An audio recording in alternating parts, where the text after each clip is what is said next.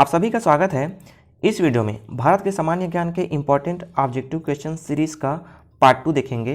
यदि आपने first part नहीं देखे हैं, इस टॉपिक का फर्स्ट पार्ट नहीं देखे हैं, तो उसे आप इस चैनल के प्लेलिस्ट से या फिर डिस्क्रिप्शन के लिंक से देख सकते हैं। इस पार्ट में 50 इम्पॉर्टेंट MCQs का संकलन किया गया है तथा यह विगत विभिन्न परीक्षाओं में पूछे गए क्वेश्चंस भी इसमें शामिल किया गया है। यह सभी परीक्षाओं, चाहे वो PSC, Vyapam, SSC, railway, bank एवं अन्य गवर्नमेंट की भर्ती परीक्षाओं के लिए अत्यंत महत्वपूर्ण है और ऐसे ही क्वेश्चन पूछे जाते हैं और बार बार रिपीट होते हैं। इसका ध्यानपूर्वक अध्ययन करिए। देखते हैं इस वीडियो का पहला क्वेश्चन। भारत में समुद्री तट रेखा वाले राज्यों की संख्या कितनी है? समुद्री तट वाले राज्यों की संख्या है 9। ऑप्शन सी इसका सही आंसर है। ठीक है, देश के 9 राज्यों को छूती है कि भारतीय तट रेखा देश के 9 राज्यों को छूती है। कौन कौन से? गुजरात, महाराष्ट्र, गोवा, कर्नाटक, केरल, तमिलनाडु, आंध्र प्रदेश, उड़ीसा और पश्चिम बंगाल। ठीक है, ये 9 राज्य हैं। गुजरात, महाराष्ट्र, गोवा, कर्नाटक, केरल, तमिलनाडु, आंध्र प्रदेश, उड़ीसा और पश्चिम बंगाल। ठीक है, याद रखिएगा, ये घुमा फिरा के क्वेश्चन बनते हैं। केंद्रीय बौद्धिक अध्ययन संस्थान कहाँ स्थित है? ये स्थित है जम्मू कश्मीर में। ऑप्शन बी इसका सही आंसर है।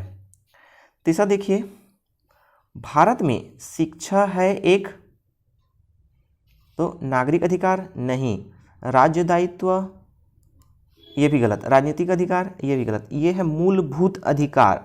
शिक्षा क्या है? मूलभूत अधिकार है भारत में। देखिए, भारत में शिक्षा का उत्तरदायित्व मूलतः राज्य सरकारों पर है। केंद्रीय सरकार शिक्षा की सुविधाओं में तालमेल स्थापित करती है।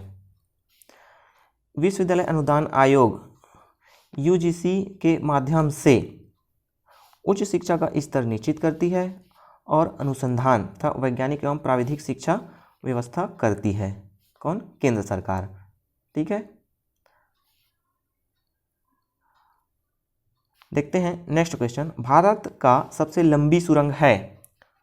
भारत का सबसे लंबी सुरंग है चेनानी सेनानी सुरंग। ऑप्शन ए इसका सही आंसर है। ठीक है, चेनानी सुरंग जिसे पत्नीटाप सुरंग के नाम से भी जाना जाता है, इसका कार्य वर्ष 2011 में आरंभ हुआ और उद्घाटन 2017 में किया गया।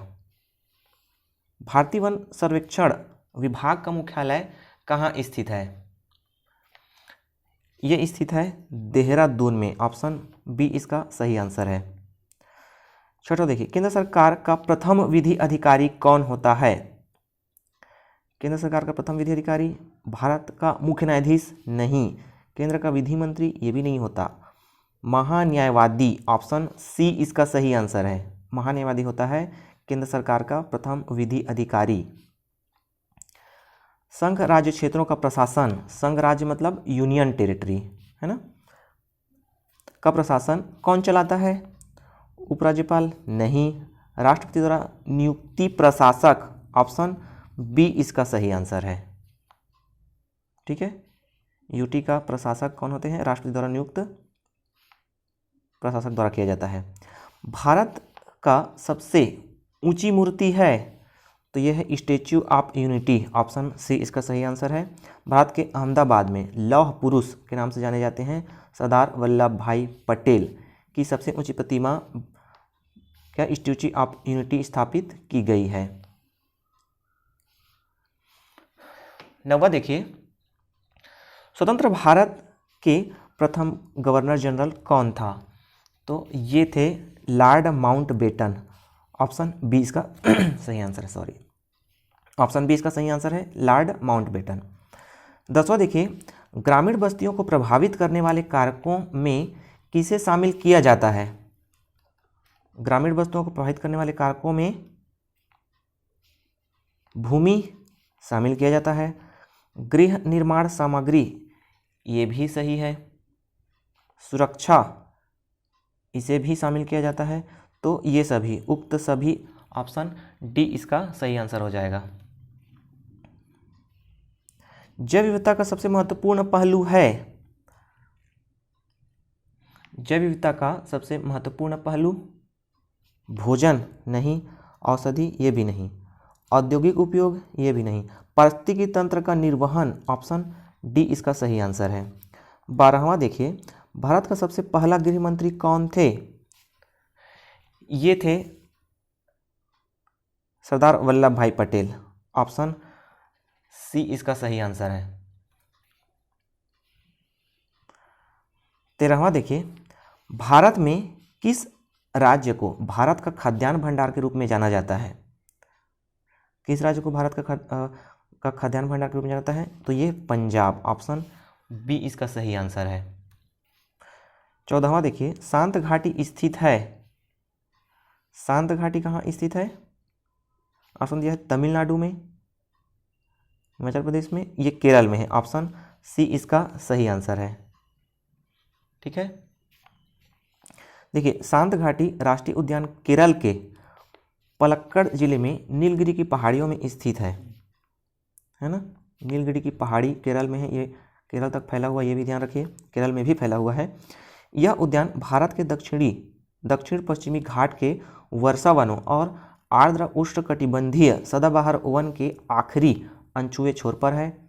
शांत घाटी राष्ट्रीय उद्यान केरल के पलक्कड़ जिले में नीलगिरी की पहाड़ियों में स्थित है। ये अतिरिक्त फैक्ट्स भी आप याद रखिए इसके बारे में।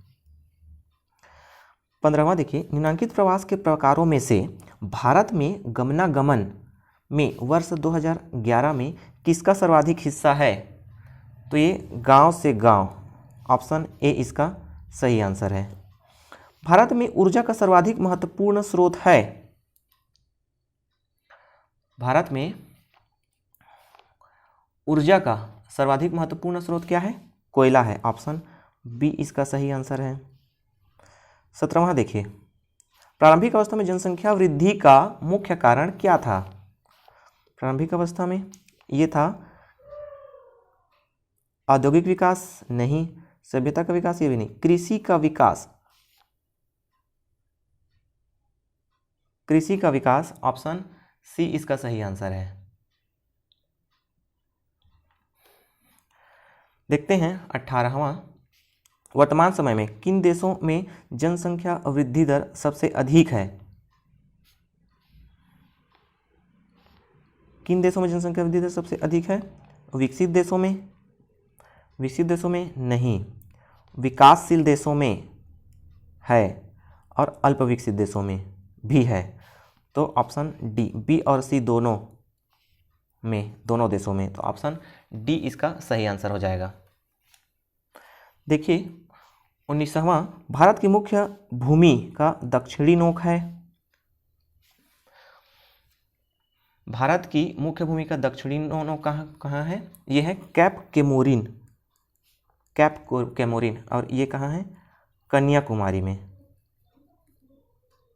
ठीक है दोस्तों, आपको इस चैनल पर इंडिया जीके से संबंधित टॉपिक वाइज ऑब्जेक्टिव क्वेश्चंस मिलेंगे, तो आप इस चैनल पर बने रहिए। यदि चैनल पर पहली बार आए हैं तो सब्सक्राइब अवश्य कर लें, ताकि ऐसे ही यूजफुल वीडियो आपको मिलते रहें। देखिए 20, भारत का सबसे दक्षिणी बिंदु, भारत का सबसे दक्षिणी बिंदु है, यह है इंदिरा पॉइंट, ऑप्शन सी इसका सही आंसर है। ठीक है, भारत का सबसे दक्षिणी बिंदु इंदिरा पॉइंट है। ये भारत के अंडमान और निकोबार द्वीप समूह के अंतर्गत आने वाले निकोबार जिला और ग्रेट निकोबार के अधीन आता है। ठीक है, 21वां देखिए, भारत की सबसे लंबी स्थलीय सीमा किस देश के साथ है? भारत की सबसे लंबी स्थलीय सीमा पूछ रहा है, तो ये है बांग्लादेश के साथ, ऑप्शन बी इसका सही आंसर है। और कुल लंबाई कितनी है? 4996 किलोमीटर, 4996 किलोमीटर है। तो ये भी याद रखिए, किलोमीटर में भी कभी भी पूछ सकता है। ठीक है, 22वां देखिए, प्राकृतिक जनसंख्या वृद्धि दर से तात्पर्य है। प्राकृतिक जनसंख्या वृद्धि दर से तात्पर्य मृत्यु दर से नहीं, जन्म दर से ये भी नहीं, जन्म दर और मृत्यु दर, ऑप्शन सी इसका सही आंसर है। ठीक है, जन्म दर एवं मृत्यु दर, ऑप्शन सी इसका सही आंसर है। 23वां देखिए, भारत की पूर्वी समुद्री तट किस नाम से जाना जाता है? भारत का पूर्वी समुद्री तट ये जाना जाता है कोरोमंडल तट, ऑप्शन डी इसका सही आंसर है। ठीक है, कोरोमंडल तट एक चौड़ा तटीय मैदान है जो पूर्वी तमिलनाडु राज्य, दक्षिण भारत है और लगभग 22,800 वर्ग किलोमीटर में ये फैला हुआ है। ठीक है दोस्तों, इस चैनल पर इंडिया करंट अफेयर्स भी अपलोडेड है, उसका भी अध्ययन आप अवश्य करें। चलिए देखते हैं इस वीडियो का 24वां क्वेश्चन। भारत की सबसे बड़ी सुरंग जवाहर सुरंग किस राज्य में अवस्थित है? तो यह जम्मू कश्मीर राज्य में, जम्मू कश्मीर यूनियन टेरिटरी में। अब ये राज्य नहीं रहा ना, अब ये क्या हो गया है, यूनियन टेरिटरी हो गया है। तो जम्मू कश्मीर में स्थित है जवाहर सुरंग। इसे क्या बनिहाल सुरंग भी कहा जाता है।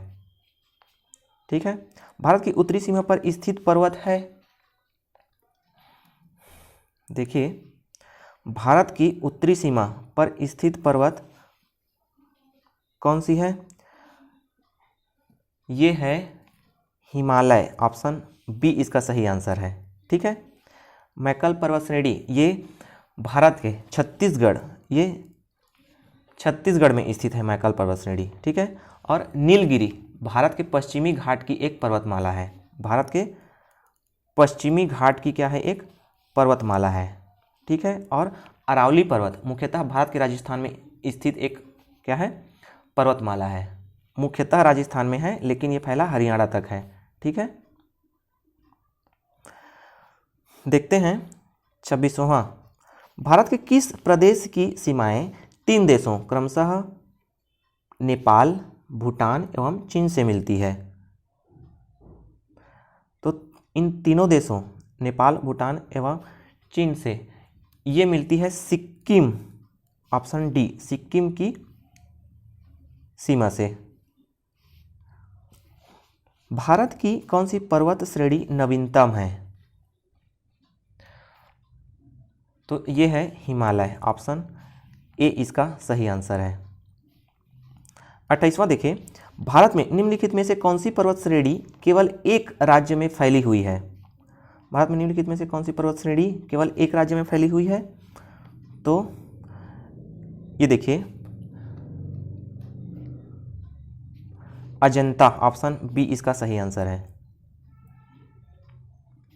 भारत में अजंता पर्वत श्रेणी केवल एक ही राज्य, कहाँ, महाराष्ट्र में फैली है।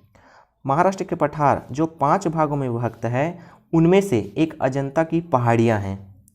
इन पहाड़ियों में ढक्कन लिखा गया, दक्कन ट्रेप होता है। ठीक है, ये दक्कन ट्रेप की शैलें पाई जाती है। अतः यह महाराष्ट्र पठार का भाग है जो कि महाराष्ट्र के औरंगाबाद जिले में है। ठीक है, अतिरिक्त फैक्ट आपके एग्जाम के लिए हेल्प होंगे। ठीक है, अरावली पर्वत तो हमने अभी देखा था। अरावली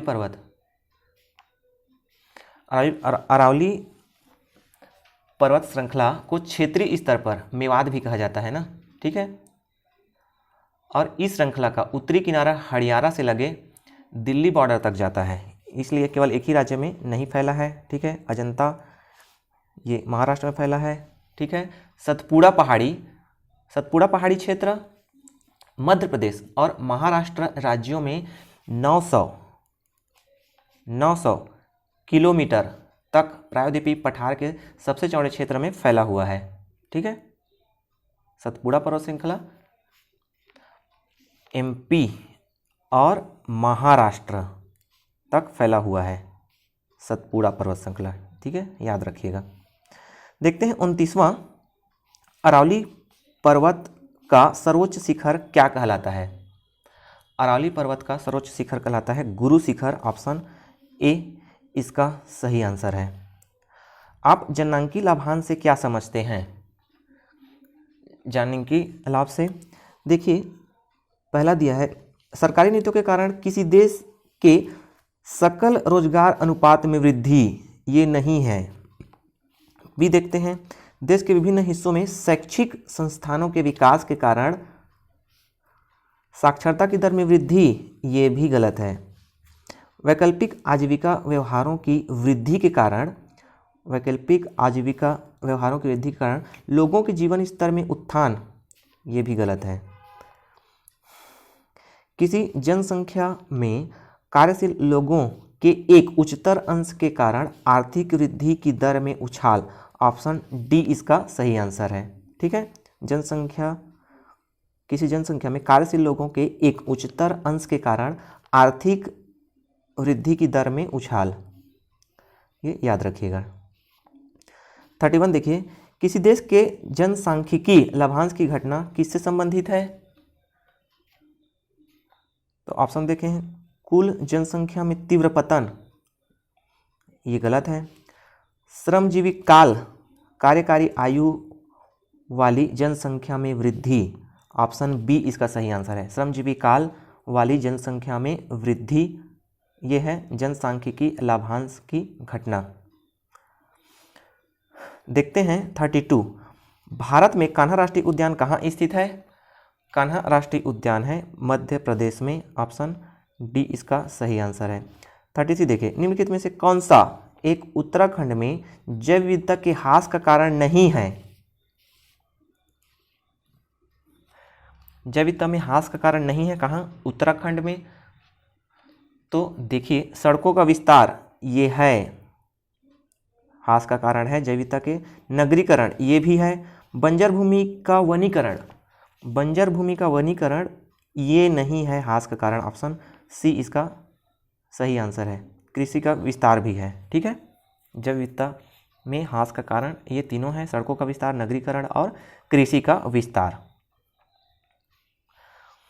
34 देखिए, भारत पाग बगलिहार परियोजना निम्नलिखित नदियों में से किस एक पर स्थित है? ये स्थित है चिनाब नदी पर, ऑप्शन डी इसका सही आंसर है। 35 देखिए, भारत की सबसे बड़ी मीठे जल की झील निम्नलिखित में से कौन है? तो यह है वुलर झील। भारत की सबसे बड़ी मीठे जल की झील वुलर झील है, और यह कहाँ है? यह है कश्मीर घाटी में। वुलर झील कहाँ है? कश्मीर घाटी में, ये भी याद रखिए। 36 देखिए, भारतीय कृषि अनुसंधान परिषद के अनुसार भारत में कितने प्रकार की मिट्टियाँ पाई जाती है? ये पाई जाती है 8 प्रकार की मिट्टियाँ। ठीक है, 8 प्रकार की मिट्टियाँ पाई जाती है। कौन कौन सी? पर्वतीय मिट्टी, जलोढ़ मिट्टी, काली मिट्टी, लाल मिट्टी, लेटेराइट मिट्टी, मरुस्थलीय मिट्टी, पीट एवं दलदली मिट्टी, लवड़ी एवं क्षारीय मिट्टी। ठीक है, ये नाम आप याद रखिए। ठीक है, पर्वतीय, जलोढ़, काली, लाल मिट्टी, लेटेराइट, मरुस्थलीय मिट्टी, पीट एवं दलदली मिट्टी, लवड़ी एवं क्षारीय मिट्टी, 8 प्रकार की पाई जाती है। सर्वाधिक जैव विविधता कहाँ पाई जाती है?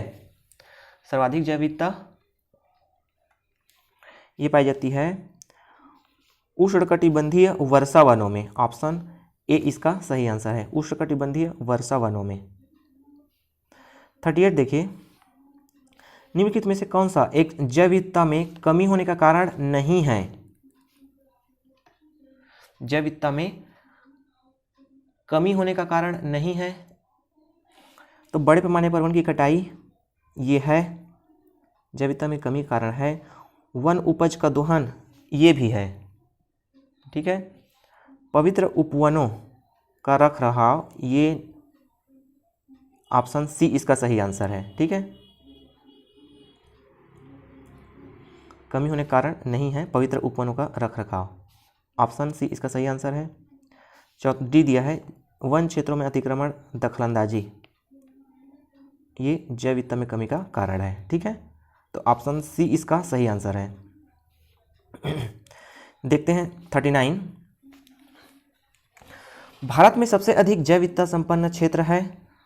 तो भारत में सबसे अधिक जैव विविधता संपन्न क्षेत्र कौन सा है? यह पश्चिमी घाट, ऑप्शन सी इसका सही आंसर है। देखते हैं 40, भारतीय हाथियों के संदर्भ में निम्नलिखित कथनों पर विचार कीजिए। पहला कथन दिया है, पहला कथन दिया है, हाथियों का समूह का नेतृत्व मादा करती है, तो ये सही है। ठीक है, मादा हाथियों के समूह का नेतृत्व मादा करती है। हाथी की अधिकतम गर्भावधि 22 माह तक हो सकती है, ये भी सही है। हाथी की अधिकतम गर्भावधि 22 माह तक हो सकती है, ये भी सही है।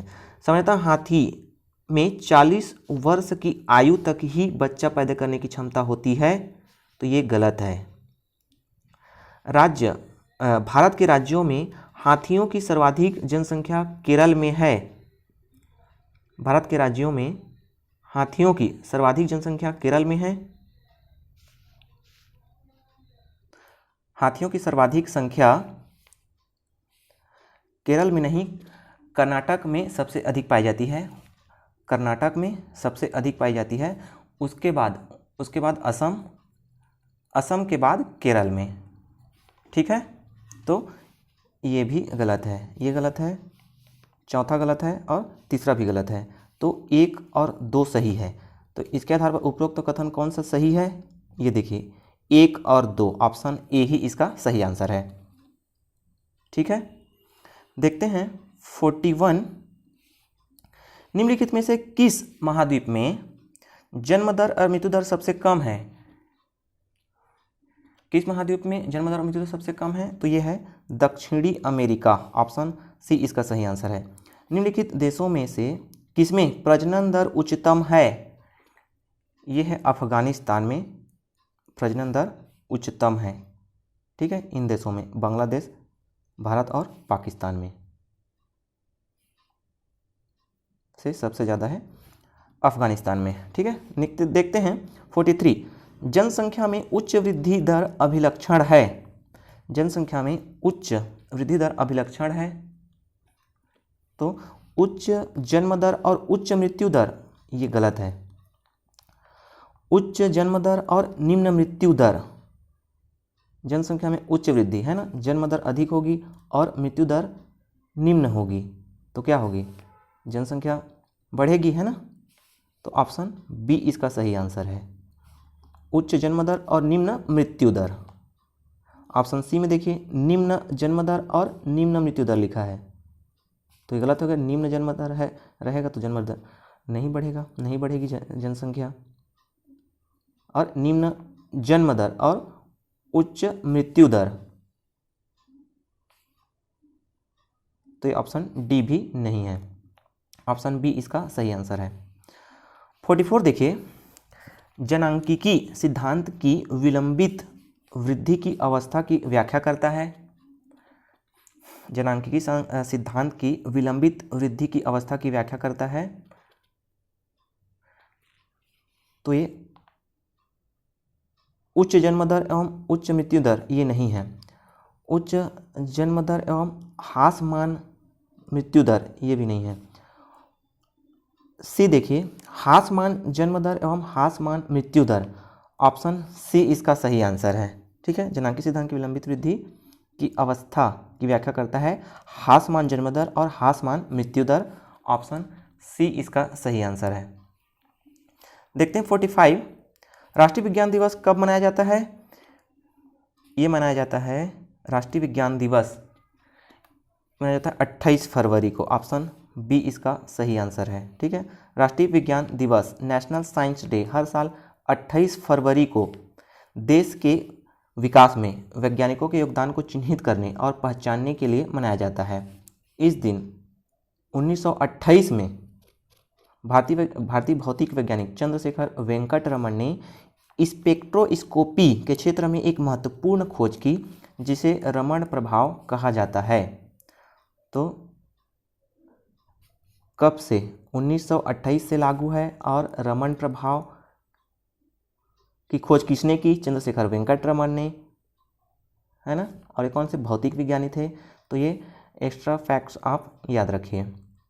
46 देखें, निम्नलिखित में से कौन सी एक वायु प्रदूषक गैस है और जीवाश्म ईंधन के ज्वलन स्वरूप उत्पन्न होती है?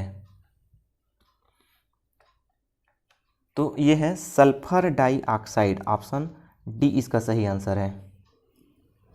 निम्नलिखित में से कौन जैव अपघटकीय प्रदूषक है, जैव अपघटनीय प्रदूषक है बोल रहा है ना। तो ऑप्शन दिया है सीवेज, एस्बेस्टस, प्लास्टिक, पॉलीथीन। तो एस्बेस्टस, प्लास्टिक और पॉलीथीन ये अपघटनीय प्रदूषक नहीं है, सीवेज है। ऑप्शन ए इसका सही आंसर है। देखिए 48, राष्ट्रीय ध्वज तिरंगे की सफ़ेद पट्टी किस बात का संकेत है? सफ़ेद पट्टी संकेत है शांति और सत्य का। ऑप्शन सी इसका सही आंसर है। ठीक है। 49 देखिए, राष्ट्रीय ध्वज तिरंगे का गहरा केसरिया रंग क्या दर्शाता है? गहरा केसरिया रंग दर्शाता है विकास और उर्वरता, ये नहीं। शांति और सत्य, ये भी नहीं। ताकत और साहस। ऑप्शन सी इसका सही आंसर है, ताकत और साहस। 50 देखिए, राष्ट्रीय ध्वज की लंबाई चौड़ाई का अनुपात कितना है? तो ये है 3:2, 3:2 है। ठीक है दोस्तों, यह इस वीडियो का अंतिम क्वेश्चन था। यदि यह वीडियो आपको लाभप्रद लगा तो लाइक करें, चैनल पर पहली बार आए हैं तो सब्सक्राइब अवश्य करें। इस चैनल पर हिंदी जीके, कंप्यूटर, पर्यावरण, कॉन्स्टिट्यूशन, भारतीय करंट अफेयर्स के ऑब्जेक्टिव क्वेश्चंस और आपको डिटेल्ड वीडियो मिलेगा। तो आप इस चैनल के प्लेलिस्ट से आप ज़रूर देख लें, आपके आगामी एग्ज़ाम के लिए बहुत हेल्पफुल होगा। तो वीडियो को अंत तक देखने के लिए धन्यवाद।